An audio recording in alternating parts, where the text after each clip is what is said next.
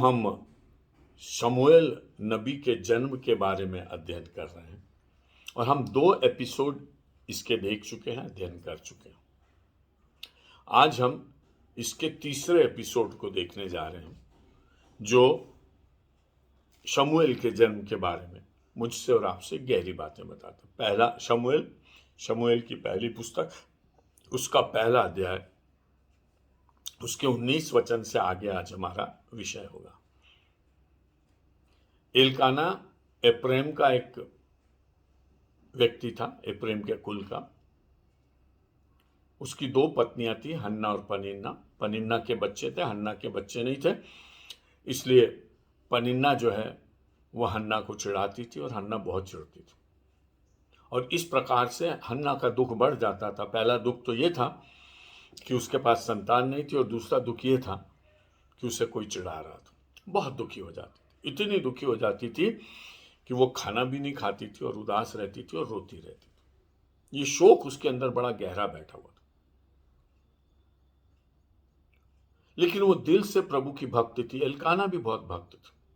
शीलो बार बार जाते थे, परिवार को लेकर जाते थे, भेंटें लेकर जाते थे, बलिदान लेकर जाते थे, मेल बलि चढ़ाते थे और उसी समय में अपने बच्चों को इनाम भी देते थे, पत्नियों को इनाम देते थे। पनिन्ना और उसके बच्चों को भी इनाम देते थे और हन्ना को दूना इनाम देते थे। हन्ना के प्रति एलकाना का झुकाव था क्योंकि हन्ना दिल की गरीब थी और उसकी गुर्बत में एलकाना को कुछ खुदा की रहमत दिखाई देती थी। शायद वो समझता नहीं होगा, लेकिन क्या मालूम क्यों उसका दिल हन्ना के प्रति बहुत उदार था और वो इस कारण से ही शायद पनिन्ना की तुलना में हन्ना से ज्यादा प्यार करता था।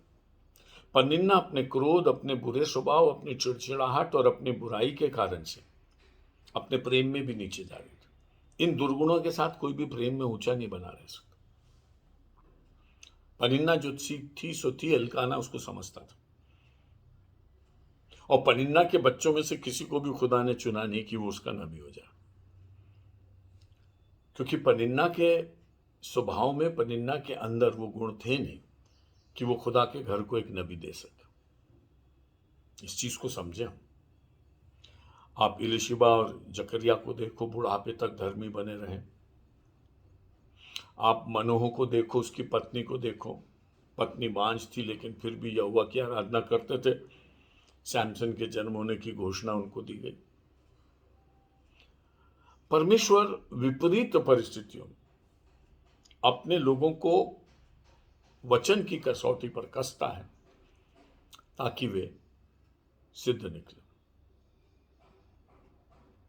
परमेश्वर चाहता था कि हन्ना खुदा से मन्नत मांगे और परमेश्वर चाहता था कि उसे एक नबी मिले उसके राज्य के लिए। हालत बहुत खराब थी इस्राएल। हन्ना चाहती थी कि कैसे भी उसको बेटा मिले। बेटा तो ईश्वर की दया से कभी भी मिल जाए, लेकिन नबी खुदा को कैसे मिले? तो परमेश्वर ने हन्ना को विपरीत परिस्थिति में डाला। थी तो दिल की गरीब, खुदा खुदा करके जीने वाली थी। दुख भी बड़ी हौसले से लेती थी और खुदा के कदमों में ही लेती थी दुख। देखिए, सुख दुख मनुष्य के जीवन में आते जरूर, लेकिन अगर उससे हम दुख को भी खुदा के हाथ से दिया हुआ समझे तो उसमें से बहुत आशीष निकलती। अय्यूब ने अपनी पत्नी को काउंसिल किया। उसकी पत्नी कहती थी, अब भी खुदा खुदा करेगा? अरे खुदा को तू श्राप दे और मर जा, क्यों अपनी जिंदगी को खराब कर? अय्यूब अपनी पत्नी से कहता, क्या हम खुदा के हाथ से सुख ही लेंगे, दुख नहीं लेंगे? वो जब हमें दुख दे रहा है अपने हाथ से, क्यों नहीं लेंगे? खुदा के हाथ से जो भी आपको मिले उसको ले लीजिए, अजीज समझ के ले लीजिए। ये दुनिया के दुख सुख सब खत्म होने वाले। यीशु ने परमेश्वर के हाथ से अपनी सलीब को लिया और उन्होंने घोषणा कर दी कि मैं मनुष्य को ढूंढने और उसका उद्धार करने के लिए आया हूं और मैं इसलिए आया हूं कि बहुतों की छुड़ौती के लिए अपना प्राण दूं। ले लिया उसने दुख। और जब हमारे प्रभु और हमारे गुरु ने दुख लिया तो हमारी प्राथमिकता यही होना चाहिए कि हम खुदा से दुख मांगे। सबोपदेशक का लिखने वाला कहता है, सुख के घर में जाने से दुख के घर में जाना अच्छा है, क्योंकि हर मनुष्य की नियति, हर मनुष्य का अंत यही। पवित्र दुख, जो बाइबल कहती है अगर तुमने गलत काम करके दुख उठाया तो कौन सी बड़ी बात है, दुनिया में सभी जगह हो। लेकिन अगर तुम धर्म के लिए दुख उठाते हो तो ये परमेश्वर को अच्छा लगता। तो जो परमेश्वर को अच्छा लगता वो हमको अच्छा क्यों नहीं लगे? एक बड़ा सवाल। इसलिए अपनी जिंदगी को अपने सुख से मत इवैल्यूएट करिए, लेकिन अपनी जिंदगी को अपने खुदा की सलीब से इवैल्यूएट करिए कि मेरे कंधे पर मेरी सलीब है कि नहीं, और मैं खुदा के रास्ते पर चल रहा हूं कि नहीं। जो काबिल होते हैं उनको खुदा दुख देता है ताकि वो दुख से पवित्र बने। हन्ना को यूं भी लड़का मिल सकता था, फिर क्या, परमेश्वर दया कर सकता था, अनेकों पर करता, वो आज भी करता। बिना मन्नत के भी अगर कोई गिड़गिड़ाता मेरे को बच्चा दे दे तो खुदा दे देता। लेकिन हन्ना की भक्ति वहां थी कि उसने खुदा से कहा अगर बेटा देगा तो मैं तुझे वापस दे दूं। उसके सिर पर छुरा नहीं फिरेगा, अर्थात वो नाजीर होगा। अपनी ओर से ही कह रही हूं। परमेश्वर ने मूसा से कहा था अपने लोगों से कहना कि अगर कोई नाजीर हो तो उसको अलग रख देना, उस पर सिर पर छुरा नहीं फेरना। एक पर्टिकुलर पीरियड के लिए 2 साल, 5 साल, 10 साल, 20 साल के लिए वो नजीर एक स्पेशल क्लास होता था। वो लेवियों का हो ये जरूरी नहीं, इज़राइल में से किसी कोने में से भी नाजीर आ सकता था। इसलिए परमेश्वर ने अपने कुलों में, अपने लोगों में इस व्यवस्था को रखा कि मनुष्य के मन के अनुसार परमेश्वर अपने लोगों को चुने। और यीशु भी यहूदा के गोत्र से आए, लेवी के गोत्र से नहीं है। इसलिए परमेश्वर अपने अद्भुत रीति से कार्य करता और अपने लिए लोगों को अलग करता। उसने अगर लेवियों को अलग किया तो वो लेवियों से बंध नहीं गया। वो परमेश्वर है, सर्वशक्तिमान है, जो चाहे वो करे। और उसने धर्म की नींव चंद लोगों के हाथ में नहीं डाली, उसने अपनी मोहब्बत में नींव डाली पूरी दुनिया को समेटने की, जिसे आज हम देख रहे हैं। हन्ना बहुत रोती थी। वे शीलो में गए परमेश्वर को भेंट चढ़ाने के लिए। भेंट चढ़ाने के बाद खा पी कर जब सब लोग आमोद प्रमोद कर रहे थे, हन्ना जो है वो परमेश्वर के स्थान में चली जाती। एली वहां बैठा था दरवाजे के पास। हन्ना रोने लगी।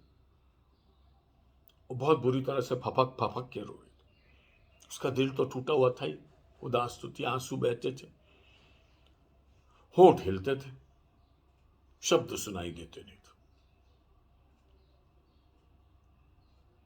एली ने सोचा ये नशा करके आ गई, समझ नहीं बन रहा। एली ने भी बहुत दुआएं की थी। अगर एली इस तरह की दुआ कर लेता तो आज उसके बच्चे लुच्चे नहीं होते थे। वो प्रभु के दास, चुने हुए याजक थे, लेकिन उनको अगर दुआ सीखनी थी तो हन्ना से सीखनी पड़े। सुनो ना, हम चाहे अपनी कलीसिया में, अपने स्थानों में, अपने समाज में बड़े धर्मी कहलाते, लेकिन कुछ एक ऐसी बातें हैं जो हमें बहुत सामान्य लोगों से सीखनी पड़े। नहीं तो हम ठूंठ के ठूंठ रह जाएंगे, लोग आगे बढ़ जाएंगे, आप वहीं खड़े रह जाएंगे। और लीडरशिप के लिए बहुत बड़ा चैलेंज ये होता है कि वो सबसे नम्र और सबसे दीन बने, और इतना विजिलेंट हो कि एक छोटे से बच्चे से भी सीख सके और अपने मन में सीखता चला जाए और लोगों को पता ना पड़े। ये है ब्रिलियंट लीडरशिप। एली ने कहा ये तो नशे में है। एली ने कहा नशा उतार। हन्ना ने कहा मैं नशे में नहीं, मैं दुखियारी हूं, और अपना दुखड़ा अपने खुदा के सामने रो। उसका सब्जेक्ट मैटर क्या था वो एली को नहीं मालूम। वो मन्नत मांग रही, वो एली को नहीं मालूम। एली को बस इतना मालूम है कि वो रो रही है, बिलक बिलक के रो रही।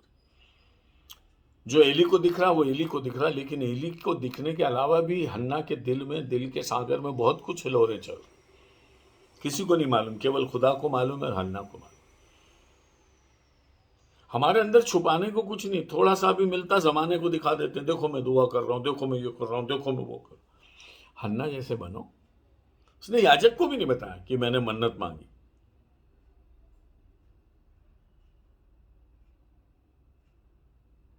और उसने याजक को यह भी नहीं बताया कि उसका सब्जेक्ट मैटर क्या है रोने का। कि उसके बच्चा नहीं होता, ये नहीं होता, कुछ कोई कॉन्वर्सेशन नहीं हुआ उसका एली से। और जब वो इस तरह से रो रही थी तो ये बात खुदा और हन्ना के बीच में, इंसानों से बचा के अपनी बात खुदा से बोलना सीख लो, बहुत फर्क पड़ जाएगा जी। हमारा प्रॉब्लम ये कि हम लोगों में इतना पब्लिक कर देते हैं अपनी नीड को, अपनी प्रेयर रिक्वेस्ट को, कि हम खुदा तक तो जाते ही नहीं। तुम दुआ कर देना, तुम दुआ करना। दूसरों के कंधे पर जो जाते हैं वो मुर्दा ही होते हैं और अंतिम यात्रा के लिए जाते हैं। अगर आप में जान है, अगर आप परमेश्वर के लिए जीवित हैं, तो अपने कदमों से अपने चरणों के, अपने प्रभु के चरणों में जाओ। इसका उसका कंधा लेने की जरूरत नहीं। आजकल बहुत कंधा देने वाले हैं, बड़ी बड़ी मिनिस्ट्रीज में कंधा दे रहे हैं लोग। आपको प्रॉब्लम है, हमारे पास आ जाओ। क्यों भाई, आप खुद खुदा के घर जाके हन्ना जैसे क्यों नहीं रो रहे? क्यों नहीं मन्नत मांग रहे? जो खुदा के खादिमों को रचने वाला, जो सारी दुनिया को चलाने वाला है, उसके पास जाके क्यों नहीं अपनी बात कहते? किसी ने कहा है, हजारों के सामने रोने से अच्छा एक के सामने रो, और हजारों के सामने सिर झुकाने से अच्छा एक के सामने सिर झुकाओ। कभी तुमको शर्मिंदा नहीं होना। एली ने कहा, जा तेरे मन के अनुसार। पहला अध्याय 17 वचन, हमने यहां छोड़ा था कल, आगे बढ़ रहे। एली ने कहा, कुशल से चली जा, इज़राइल का परमेश्वर तुझे मन चाहा वर दे। कुशल से मतलब अच्छी तरह चली जा। जब पापिनी स्त्री को पत्थर मारने के लिए लाए, तो जब सब पत्थर फेंक कर चले गए, तो यीशु मसीह ने कहा, उनने तुझे दंड नहीं दिया? उसने कहा, प्रभु नहीं दिया। उन्होंने कहा, मैं भी नहीं देता, जा कुशल से चली जा, पर फिर पाप मत करो। द वेल बीइंग, कुशलता, कल्याण की घोषणा प्रभु के दास के मुख से होती। एली अपने परिवार में एक आदर्श नहीं बन सका। एली अच्छा याजक था, उसने कोई गलत काम नहीं किया, उसके बच्चे गलत काम करते, और वो बच्चे एली के घर में पैदा हुए तो एली के गोद में खेले हुए थे। इसलिए बाइबल सिखाती बच्चों को उस मार्ग की शिक्षा देना जिस पर से वो ना हटे और वो बुढ़ापे तक नहीं हटे। और तीमुथियुस को लिखते हुए पौलुस कहते हैं, अगर स्त्रियां बच्चे पैदा करने के द्वारा उद्धार पाएंगे, अगर उनके बच्चे प्रभु में बने रहे तो। सुनो, चर्च में बहुत सारे पुरुष लीडर होते हैं, लेकिन बिना किसी अच्छी महिला के कोई पुरुष लीडर पैदा ही नहीं होता। चाहे मूसा को देख लो, चाहे आप यीशु मसीह को देख लो, किसी को भी देख लो, चाहे आप यूहन्ना बपतिस्मा देने वाले को, सबके पीछे स्ट्रांग महिलाएं रही। आज भी पवित्र आत्मा का युग है। हम किसी भी चलन को, किसी भी नियम को हार्ड एंड फास्ट नहीं कह सकते। कई लोग हैं जिन्होंने बचपन से मसीह को जाना ही नहीं और अब प्रभु के पीछे चल रहे हैं और बहुत अच्छी सेवा कर रहे हैं। उनको माँ का वो ट्रेनिंग नहीं मिला। लेकिन वे जो प्रभु को जानते हैं और वे जो मसीही घर बनाना चाहते हैं, उनको ये विशेष कर ध्यान रखना कि परमेश्वर अपने लिए योग्य संतान चाहता है। इसलिए परमेश्वर ने एक ही को रखा आपके लिए, आपका जोड़ा उसने स्वर्ग में बनाया। उसका पर्पस ये था कि उसके योग्य संतान आपके घर से निकले। उसको बड़ी उम्मीद है कि आप दोनों मिलकर अपने बच्चों को खुदा के घर पर चढ़ाएंगे। मलाकी की पुस्तक बोल रहा हूं, परमेश्वर के योग्य संतान निकले। हम दुनिया में परस्पर स्त्री पुरुष के प्यार को विवाह में देखते हैं, बहुत अच्छा रहेगा, एंजॉय करेंगे, आगे बढ़ेंगे जीवन में। और कई बार तो बच्चे फैमिली भी प्लान करते हैं लोग, अभी बच्चे नहीं चाहिए, बाद में चाहिए। खुदा कहता है, मुझे तो बच्चे में इंटरेस्ट है बाबा, तुम में तो है ही है, तुम्हें तो मैं आशीष दे रहा हूं, लेकिन तुम्हारे बच्चों में मेरे को इंटरेस्ट, क्योंकि मुझे धर्मी बच्चे चाहिए। कोई भी इंसान जो इस दुनिया में पैदा होता, उसके पास सबसे बड़ा प्रिविलेज ये है कि जो संतान परमेश्वर ने उसको दिया, उसे वो खुदा के रास्ते पर चला। इससे बढ़िया प्रिविलेज आपका कोई नहीं हो सकता। आप बहुत सेवा करने वाले होंगे, लेकिन आप ध्यान रखिए, सबसे बड़ी सेवा यह है कि हम अपनी संतानों को खुदा के योग्य बनाकर उसे दे दें। मूसा को यही सिखाया गया, अपनी पीढ़ियों को सिखाना, कि लोग परमेश्वर से भटकने ना पाए और ऐसे संस्कार उन्हें मिल जाएं कि वे जीवते परमेश्वर के सामने अपने जीवन को रखकर चल सके। एक सर्वे बताता कि दुनिया के अधिकतर लोग अपनी 3 एज तक अपना जीवन यीशु मसीह को दे देते, उद्धार हो जाता। 3 एज मतलब पैदा 0 एज से लेके 18-19 तक। मेजर डिसीजंस, और खुदा के लिए भी मेजर डिसीजंस इसी एज में होते।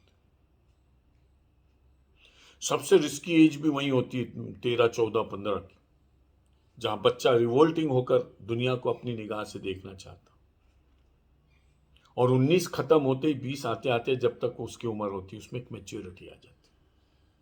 ये फॉर्मेशन के ईयर्स, और ये फॉर्मेशन के ईयर्स खुदा आपको देता। बहरहाल अच्छी बात है, सीखने की बात। एली ने कहा जा, खुदा तेरे मुंह मांगा वर दे। एली के मुंह में अभी भी खुदा का कलाम था। एली का अभिषेक छिना नहीं था। सुनो, आप कभी ऐसा मत सोचना कि परमेश्वर के दास का अभिषेक छिन जाएगा। यह बात और है कि वो अपने जीवन के अंतिम समय में दुखी होकर इस संसार से विदा हो। सबोपदेशक का लिखने वाला कहता है, जीवन का सार यही है, बहुत कुछ कहा गया, बहुत कुछ सुना गया, आनंदित रहे, मगन रहे अपने जीवन भर, जो तुझे अच्छा लगे अपने यहोवा को जवानी में स्मरण रख, परमेश्वर की सेवा कर। सब सबोपदेशक का लिखने वाला चीज। याद रखना, अंत में परमेश्वर सब बातों का हिसाब लेगा। पतरस को उसने इशारा दे दिया था, तू आगे जाकर जो इस यहूदी और अन्य जातियों के बीच में फर्क करेगा, अंत में तेरा जिंदगी तेरे लिए बोझ हो जाएगी। तू जहां नहीं चाहेगा वहां लोग तुझे ले जाएंगे, तो अपने मन का मालिक नहीं होगा। सुनिए, अच्छे एंड के लिए अच्छा बिगिनिंग जरूरी है, और अच्छे टुमारो के लिए अच्छा टुडे जरूरी है। अगर आप अपने आज के वर्तमान को खुदा को नहीं देते अपने बाल बच्चों समेत, आपका कल अच्छा हो ही नहीं सकता। ये तो प्रोफेसी है। हे जवान, अपनी जवानी में अपने सृजनहार को स्मरण रख, इससे पहले कि वो दिन आए कि तू कहे इसमें मेरा मन नहीं लगता। अगर जवानी बिगाड़ दी तो बुढ़ापा अच्छा हो ही नहीं सकता, चाहे कुछ भी करो। बाइबल कह रही है, अगर जवानी में स्मरण नहीं किया तो बुरे दिन आ रहे हैं जिसमें तू कहेगा मुझे ये अच्छा नहीं लगता। आज बहुत सारे क्रिश्चियन फैमिलीज की पोजीशन है, अपने घर की, बाल बच्चों की, परिवारों की स्थिति देख के कहते हैं मुझे ये देखना अच्छा नहीं लगता। परमेश्वर कहता है तुझे मैं वो दिखाऊंगा जो तू देखना चाहता, अगर तू अभी से मेरे पीछे चले। गुड डिसीजन लीजिए, परमेश्वर के पीछे चले और अपने घराने समेत उसकी सेवा करें। इसको हल्की बात मत जानिए, ये सबसे बड़ा सौभाग्य। और अगर आपने इस सौभाग्य को बिगाड़ दिया तो आप अपने लिए अकुशल दिनों को आमंत्रित कर रहे हैं। मेहरबानी से इसका ध्यान रखें। तेरी दासी तेरी दृष्टि में अनुग्रह पाए, हन्ना ने कहा। तब वो स्त्री चली गई और खाना खाया और उसका मुंह फिर उदास न रहा। परमेश्वर का वचन लग गया उसको। सुनो ना, एली ने बोला जा, यहोवा तुझे मुंह मांगा वरदान। अब उसको ये भी नहीं मालूम कि हन्ना मांग क्या रही, लेकिन उसने बोल दिया जो तू मांग रही खुदा तुझे दे दे। उसका रोना देखकर एली भी हार गए, डिफीट हो गए, मिस्टेक कर गए। शायद उसने अपनी जिंदगी में खुदा के सामने इस तरह से किसी को रोते बिलखते देखा ही नहीं था। ऐसा लगता है उसके एक्सप्रेशन से।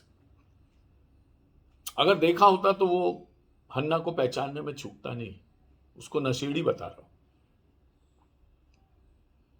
आज भी जिसको खुदा की धुन लगती है ना, जो इजी चेयर क्रिश्चियंस है वो उसको नहीं पहचान सकता। दुनिया में यही लड़ाई चल रही। कई जगह मसीहत इतनी ज्यादा इजी चेयर क्रिश्चियनिटी हो गई है कि लोगों को बस बैठे बैठे आलोचना करने के अलावा कुछ काम नहीं। और कई जगह ऐसा भी जागृति के लोग यीशु के चरणों में पड़े और उठना नहीं चाहते, अन्ना की तरह उनके आंसू बह रहे। दोनों एक्सट्रीम आज भी दिखेंगे। बैठ के अपने कमेंट करने से ना आप सुधरेंगे ना वो सुधरेंगे। हालात ऐसे नहीं बदलते। आपके सही इवैल्यूएशन से हालत नहीं बदल सकते, आपकी सही दुआ से हालत बदले। कई लोग इवैल्यूएट करने में बहुत तेज और अपनी प्रॉब्लम्स गिनाने में बहुत तेज है, व्यक्तिगत से लेकर चर्च से लेकर समाज से लेकर देश में मसीहत और दुनिया में मसीहत के लिए कमेंट उनसे करवा लो, लेकिन दुआ नहीं करेंगे कभी। परमेश्वर को थिंक टैंक्स नहीं चाहिए, परमेश्वर को प्रेयर वॉरियर्स चाहिए।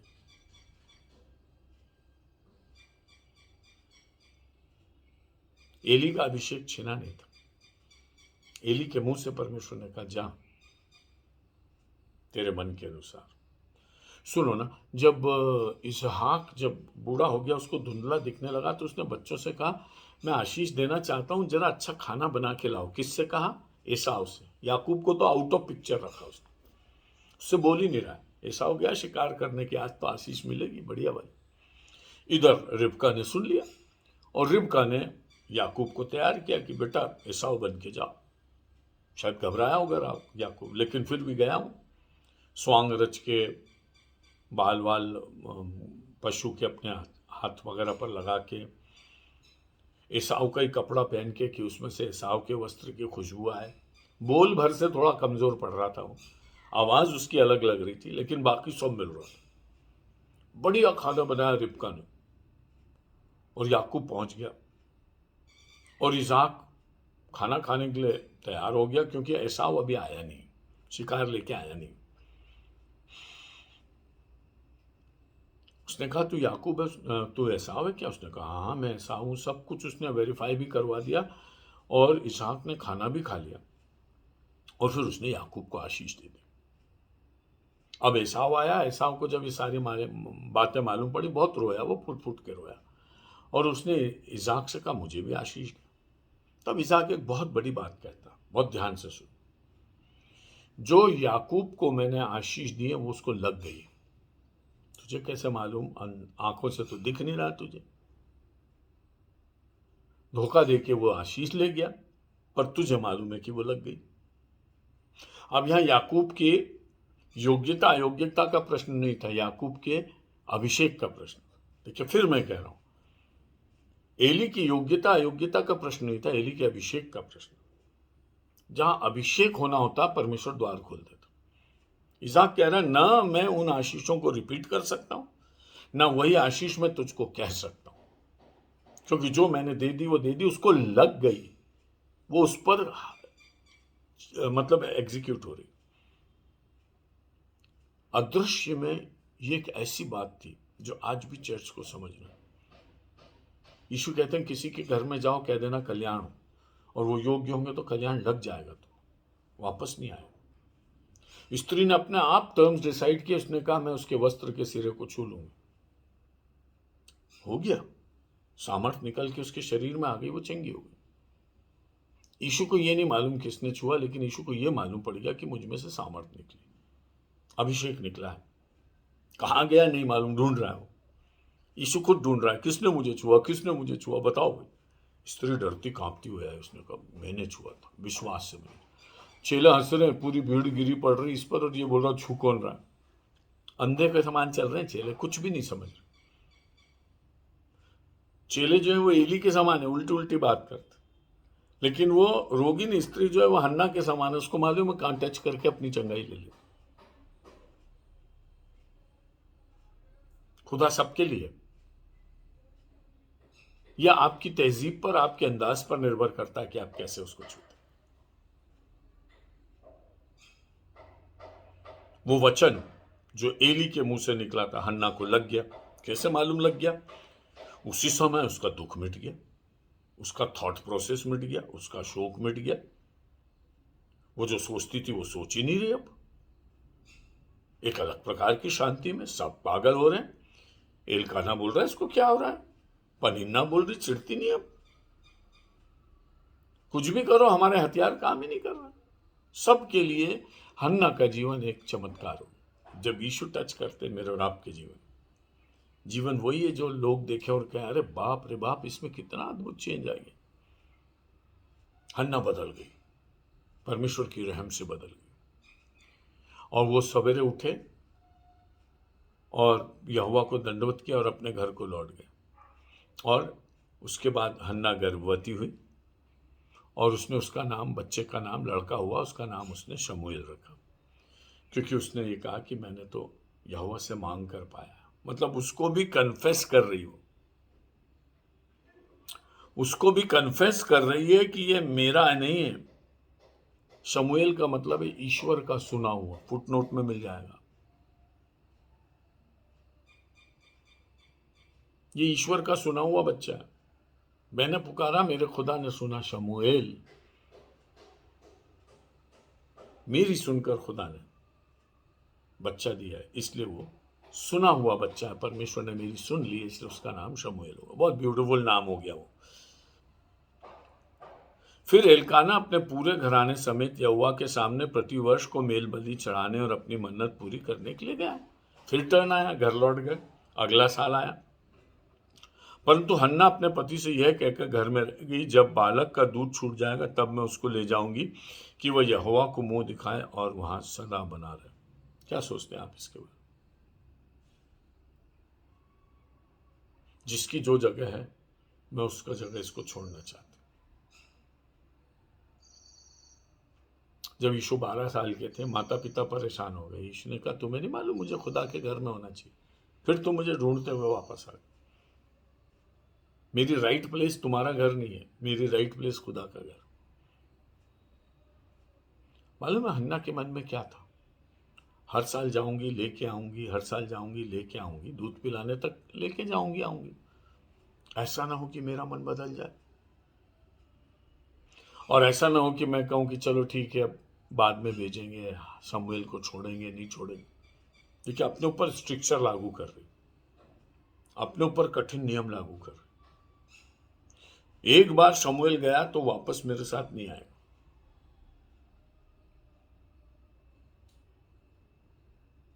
सुना, आप दुनिया में बहुत कठोर कठोर फैसले करते लोग, लेकिन हन्ना का फैसला जो खुदा के लिए कर रही थी, बड़ा डिटरमिन्ड फैसला था। एल्काना से उसने कहा, आप होके आ जाओ मंदिर, जाने दो पनिन्ना और उसके बच्चों को भी जाने दो, मुझे इनाम भी नहीं चाहिए आपका। अब मेरे लिए हर जाल जाकर बलि चढ़ाने से अच्छा एक बार मेरे बेटे को चढ़ाना मेरा लक्ष्य। हालेलुया। इसलिए इब्रानियों की पत्री में लिखा कि बार बार बलिदान करने से काम नहीं होना था, इसलिए परमेश्वर ने एक बार अपने बेटे को भेजा। और जगत में आते हुए यीशु मसीह कहते हैं, भेंट और बलिदान तूने मुझसे नहीं चाहा। तूने ये नहीं चाहा कि मैं हर साल आकर वहां बलि चढ़ाऊं, लेकिन तूने मेरे लिए एक देह तैयार की। तूने मुझे एक मिशन दिया। मैं जाकर बैल और बकरे चराऊं, ये नहीं है मेरा मिशन। मेरा मिशन ये है कि मैं तेरी योजना में अपने आप को चढ़ा दूं। हालेलुया। इतना बड़ा सीक्रेट यीशु मसीह के लिए। इब्रानियों की पत्र में लिखा, जगत में आते वक्त वो कहता है, बलिदान और भेंट तूने मुझसे नहीं, तूने मुझसे कभी नहीं कहा कि जा बकरी चढ़ा दे, जा भेड़ चढ़ा दे। तूने मुझसे ये कहा कि मैंने तुझे एक बदन दिया है, अपने आप को चढ़ाने के लिए तैयार हो जा। बहुत दान हम देते हैं, बहुत बड़े काम करते हैं, बहुत सी चीजें हम खुदा के लिए देते हैं, लेकिन खुद को नहीं देते। ऐसा दान दीजिए जो आपको चुभे। ऐसा दान दीजिए जिसमें आपको लगे कि आपके भीतर से कुछ निकल के खुदा के घर में गया। हेलो, थ्रो अवे चैरिटी का समय गया। अब आपके बीइंग में से, आपके वजूद में से कुछ खुदा के घर जाए, ऐसा देना शुरू करो।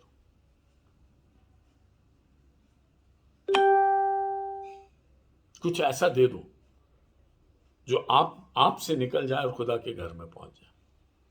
ऐसा कुछ दे दो खुदा।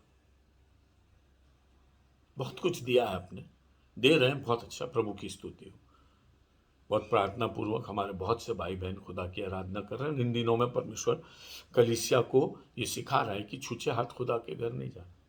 लेकिन हन्ना के अंदाज में भी तो जाना पड़ेगा ना, कि जाऊंगी तो तब जाऊंगी जब बेटा छोड़ने जाऊंगी, और बेटा लेके गई तो बेटा वापस नहीं आएगा। मुझे तैयारी करने दो। Let me prepare for the Lord.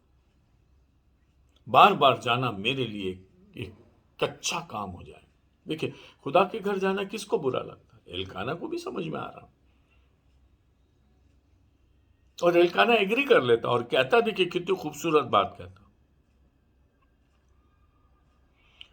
उसके पति एल्काना ने कहा 23 वचन में, जो तुझे भला लगे वही कर, जब तक तू उसका दूध न चुराए तब तक यहीं ठहरी रहे, केवल इतना हो कि यहोवा अपना वचन पूरा करे। एल्काना कह रहा है कि यहोवा अपना वचन पूरा करे। दो रिस्क थी, बहुत बारीक बात है, समझना। बार बार जाऊंगी तो मैं फिसल सकती हूं। एल्काना कहती, अगर तू जाना बंद कर देगी तो ऐसा ना हो कि तू खुदा का घर ही भूल जाए। देखिए दोनों के बीच में टसल कैसी चल रही। हन्ना कह रही बार बार जाऊंगी, मेरी शपथ टूट सकती है, मैं एक ही बार जाऊंगी शमूएल को ले। एल्काना कह रहा जो तुम खुदा के घर जाना बंद कर रही हो, ऐसा ना हो कि तुम खुदा को हमेशा भूल जाओ। पुत्र मोह होता ही ऐसा। एल्काना डर रहा है, और एल्काना खुदा का दास पहले है, हन्ना का पति बाद में। सुनो इसको, हमारे रिलेशनशिप में हम सबसे पहले खुदा के दास हैं, फिर हम किसी के पति, किसी के भाई, किसी के पिता, किसी के रिश्तेदार, कुछ भी है जो सब बाद में, पहले हम खुदा के दास। एल्काना बहुत साफ है इसमें, कह रहा है जो तू कर रही बहुत अच्छा कर रही है, मैं समझता हूं, आई अंडरस्टैंड इट, लेकिन इतना ध्यान रखना, केवल इतना हो कि यहोवा अपना वचन पूरा करे, तो अपना वचन से मुकरने ना पाए। तेरी शपथ खुदा के सामने बनी रहे, जो तुझे अच्छा लगे वो कर। आज भी खुदा मुझसे और आपसे कहता, तेरी मनमानी कर, बस ध्यान रखना खुदा हिसाब लेगा। जो तुझे अच्छा लगता वो कर, लेकिन अपने आप को बलिदान चढ़ाना मत छोड़ना। जीवित, पवित्र और परमेश्वर को भावता हुआ बलिदान चढ़ाने में तू कोई कोताही मत बरतना, अपने आप को खुदा को दे देना। जब दूध छुड़ाया गया 24 वचन से आगे, तब वो गई और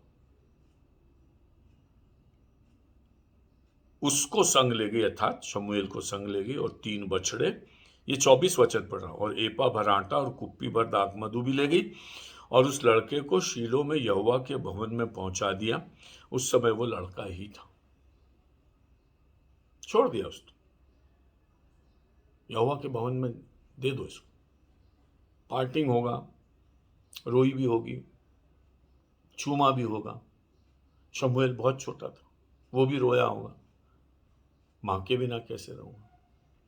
एल्काना का भी दिल टूटा होगा, एक बेटा इतनी मुश्किल से मिला, वो भी खुदा को दिया जा रहा, लेकिन परिवार तैयार था। पनिन्ना पिक्चर से बाहर हो गई।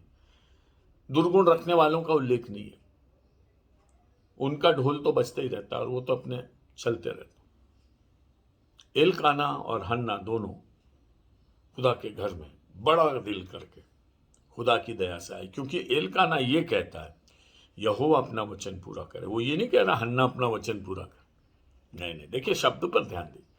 यहोवा ने तेरे मन में डाला, यहोवा ने तेरी मन्नत के अनुसार तेरा बेटा दिया। यहोवा को एक नबी चाहिए और यहोवा अपनी मन्नत को पूरी करवाएगा तुझसे, ऐसी दया यहोवा तुझ पर रखे। वो भी वो खुदा को दे रहा है, हन्ना के डिटर्मिनेशन की पर भरोसा नहीं कर रहा, यहोवा के काम पर भरोसा कर। बहुत अद्भुत, यहोवा वैसा करेगा। और लिखा है तब हन्ना ने कहा हे मेरे प्रभु, एली के पास गया और एली के पास पहुंचा दिया लड़के को कि ये बच्चा आया। अब एली, ऐसा लगता उस समय मंदिर में और भी बच्चे आते होंगे, मंदिर की सेवा के लिए छोड़े जाते होंगे, एक कस्टम रहा होगा।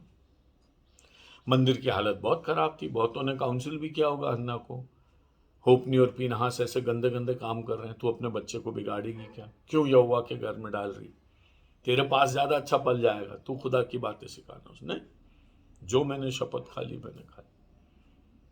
सुनो ना, होपनी और पीनहास शमूएल को नहीं बिगाड़ सके, लेकिन शमूएल ने यहोवा के मंदिर और उसकी खिदमत को सुधार दिया। हालांकि वो नन्हा बच्चा था।